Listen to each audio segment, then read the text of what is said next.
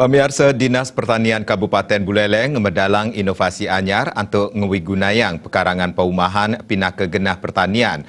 Mekudang-kudang wiwit tetanduran pangan sampun kesagiayang mangda presida ketandur tur kelimbakang ring pekarangan krama. Kabuatang pisan macang krama sajroning nagingin pabuat pangan serahina.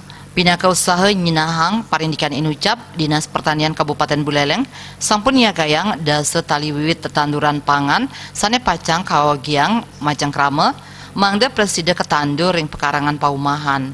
Kepala Dinas Pertanian Imade Sumiarte nguningayang dasa tali wiwit inucap sampun kasiagayang menjalaran program obor pangan lestari utawi opal sane sejatine sampun kemargiang oleh angkaning Dinas Pertanian warsa sane sampun lintang nganutin pewarah Kementerian Pertanian melarapan opal krama Buleleng pacang molihang makudang-kudang wiwit tetanduran pangan saniglis mupu minakadi tabil tuung kladi bayam miwah pakcoy untuk memanfaatkan ya pekarangan-pekarangan ya khususnya pekarangan yang ada di perkotaan ya, bagaimana nanti kita bisa pemanfaatan pekarangan itu bisa optimal, dan di samping juga untuk di pekarangan-pekarangan perkantoran ya, juga untuk di pekarangan-pekarangan masyarakat.